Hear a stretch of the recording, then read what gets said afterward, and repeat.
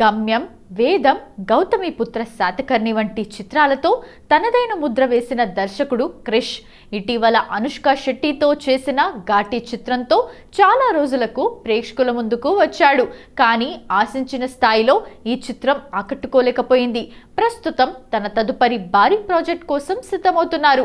దీంతో క్రిష్ తన రూటు మార్చి 7 కథానాయకులతో ఒక ట్రెక్కింగ్ అడ్వెంచర్ మూవీని ప్లాన్ చేస్తున్నారంటూ ఫిలిం నగర్ వర్గాల్లో ఒక వార్త విపరీతంగా ప్రచారమైంది. సోషల్ మీడియాలో జరుగుతున్న ఈ ప్రచారంపై క్రిష్ స్పందిస్తూ 7 హీరోయిన్లతో ట్రెక్కింగ్ అడ్వెంచర్ మూవీ అనేది వినడానికి మంచి ఐడియాగానే ఉంది, కానీ అందులో ఏమాత్రం నిజం లేదు అని తేల్చి చెప్పారు. ఇదంతా కేవలం ఊహాగానమేనని, తన తర్వాతి సినిమా వివరాలను త్వరలోనే అధికారికంగా వెల్లడిస్తానని ఆయన పేర్కొన్నారు. మరోవైపు నందమూరి బాలకృష్ణ డ్రీమ్ ప్రాజెక్ట్ ఆదిత్య 999 సీక్వెల్కు క్రిష్ దర్శకత్వం వహిస్తారని అందరూ భావించినా కొన్ని కారణాల వల్ల ఆయన ఆ ప్రాజెక్ట్ నుంచి తప్పుకున్నట్లు సమాచారం.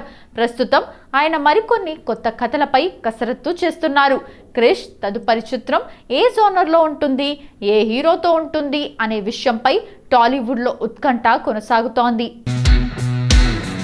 క్రైమ్ థ్రిల్లర్ సినిమాల్లో ఒక సరికొత్త ట్రెండ్ను సెట్ చేసిన దృశ్యం సిరీస్ అంతా చూసే ఉంటారు. తన కుటుంబాన్ని కాపాడుకోవటానికి ఒక సామాన్యుడు చేసే పోరాటం దేశవ్యాప్తంగా అందరినీ ఆకట్టుకుంది. ఇప్పుడు ఈ ఉత్కంఠభరితమైన ప్రయాణానికి ముగింపు పలికే సమయం వచ్చేసింది. Malayalam super star Mohan Lal, director Jeethu Joseph కాంబినేషన్లో వస్తున్న ఈ అత్యంత ప్రతిష్టాత్మక చిత్రాన్ని ఆశీర్వాద్ సినిమాస్ బ్యానర్పై యాంటోనీ పెరుంబవూర్ నిర్మిస్తున్నారు. అయితే తాజాగా ఈ సినిమా విడుదల తేదీని మేకర్స్ అనౌన్స్ చేశారు. ఈ ఏడాది 2026 ఏప్రిల్ 2న ఈ సినిమా ప్రపంచవ్యాప్తంగా థియేటర్లలో సందడి చేయబోతున్నట్టు సోషల్ మీడియా ద్వారా అనౌన్స్ చేశారు. అయితే 2వ భాగం ముగింపులో జార్జ్ కుట్టి పోలీసులకు దిమ్మ తిరిగే షాక్ ఇచ్చి ఏకంగా పోలీస్ స్టేషన్ కిందనే శవాన్ని పాతిపెట్టి తెలివిగా తప్పించుకుంటాడు. మరి ఈ 3వ భాగంలో పోలీసులు ఆ శవాన్ని వెలికి తీస్తారా? జార్జ్ కుట్టి వేసే ఆఖరి మాస్టర్ ప్లాన్ ఎలా ఉండబోతుంది అనేది ఇప్పుడు అందరిలోనూ ఆసక్తి రేపుతోంది. విశేషం ఏంటంటే ఈ సినిమా క్లైమాక్స్ అన్ని భాషల్లోనూ అంటే మలయాళం, హిందీ, తెలుగు ప్రేక్షకులను అందుబాటులో ఉంటుందని చిత్ర బృందం చెబుతోంది. ఇప్పటికే హిందీలో అజయ్ దేవ్గన్ షూటింగ్ మొదలుపెట్టగా తెలుగులో మన వెంకటేష్ కూడా త్వరలోనే షూటింగ్లో పాల్గొనున్నారు. ఏప్రిల్ 2న జార్జ్ కుట్టి కథకు ఒక అదిరిపోయే ముగింపు లభించటం ఖాయం.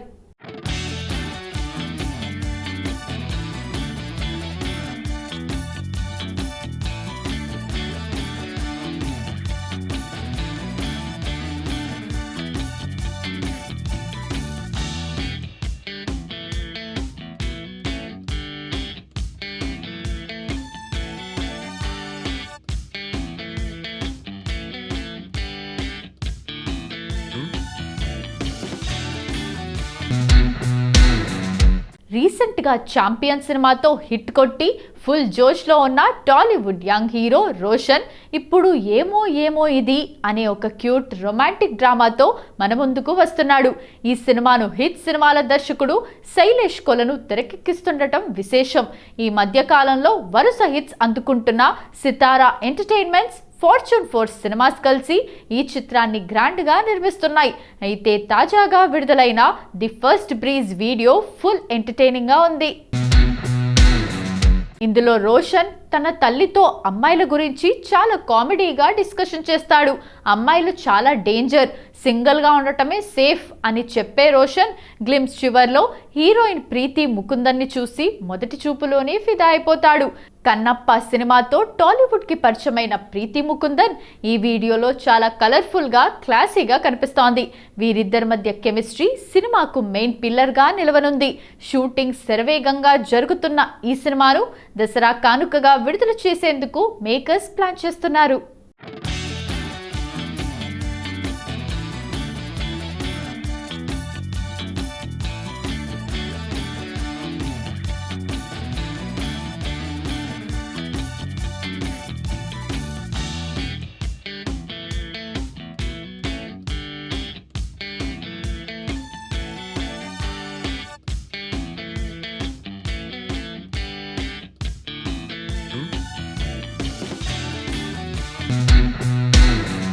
టాలీవుడ్లో తనకంటూ ఒక ప్రత్యేక గుర్తింపును సొంతం చేసుకున్న యువ హీరో శ్రీవిష్ణు.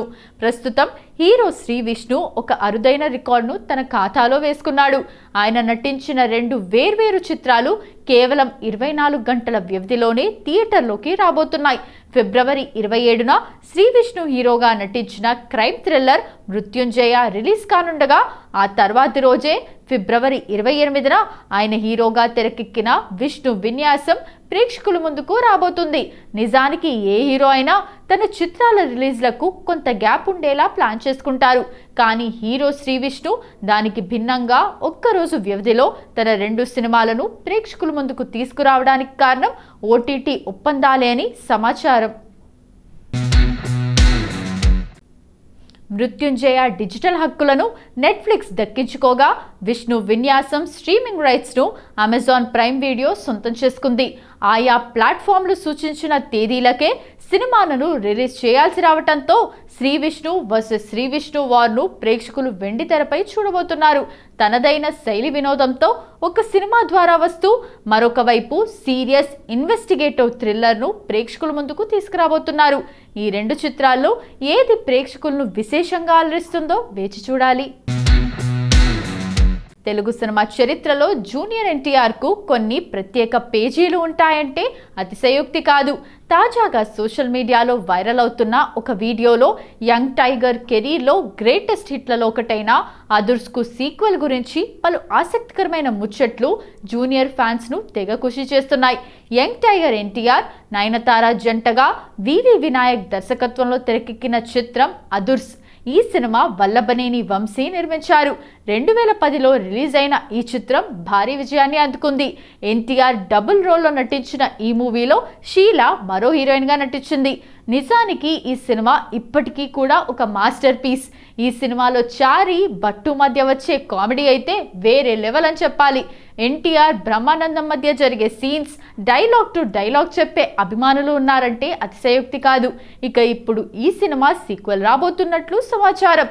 తాజాగా ఒక సినిమా ఈవెంట్లో కోనా వెంకట్ మాట్లాడుతూ అదుర్ సీక్వెల్కు సంబంధించిన పలు ఆసక్తికరమైన విషయాలను పంచుకున్నారు. ప్రస్తుతం ఎన్టీఆర్ 2 ప్రాజెక్టులతో బిజీగా ఉన్నారని అన్నారు. ఇటీవల వివి వినాయక్ను కలిస్తే అదుర్ సీక్వెల్కు సంబంధించిన స్క్రిప్ట్ గురించి అడిగినట్లు చెప్పారు. స్క్రిప్ట్ రెడీ అయిందని, ఎన్టీఆర్ ఫ్రీగా అయిన తర్వాత కలిసి ఆయనతో ఈ ప్రాజెక్ట్ గురించి డిస్కస్ చేస్తామన్నారు. ప్రస్తుతం ఈ వీడియో సోషల్ మీడియాలో వైరల్ అవుతోంది. నిజానికి 2010లో రిలీజ్ అయిన అదుర్స్ చిత్రం భారీ విజయాన్ని అందుకుంది. ఇప్పటికీ ఈ చిత్రం ప్రేక్షకుల మధ్యలో చెరిగిపోని స్థానాన్ని సంపాదించుకుంది. అదుర్స్ చిత్రానికి కోనా వెంకట్ కథను అందించారు. వివి వినాయక్తో కలిసి ఆయన స్క్రీన్ ప్లేలో కూడా కీలక పాత్ర పోషించారు. తాజాగా అదుర్స్ 2 గురించి అప్డేట్ రావడంతో ఎన్టీఆర్ ఫ్యాన్స్తో పాటు కామెడీ లవర్స్ ఆనందం వ్యక్తం చేస్తున్నారు. RRR చిత్రంతో పాన్ ఇండియా స్టార్గా ఎదిగిన ఎన్టీఆర్ అదుర్స్ 2 సినిమాకు గ్రీన్ సిగ్నల్ ఇస్తారా లేదా అనేది వేచి చూడాలి. ప్రస్తుతం యంగ్ టైగర్ ప్రశాంత్ డైరెక్షన్లో ఒక సినిమా చేస్తుండగా, దాని తర్వాత దేవరా 2 చేయబోతున్నారని సమాచారం. ఈ 2 ప్రాజెక్టులు పూర్తయిన తర్వాత అదుర్స్ 2కి సంబంధించిన అధికారిక ప్రకటన వస్తుందేమో చూడాలి. ఏదేమైనా చారీ ఈజ్ బ్యాక్ అంటే థియేటర్స్లో మామూలుగా ఉండదు.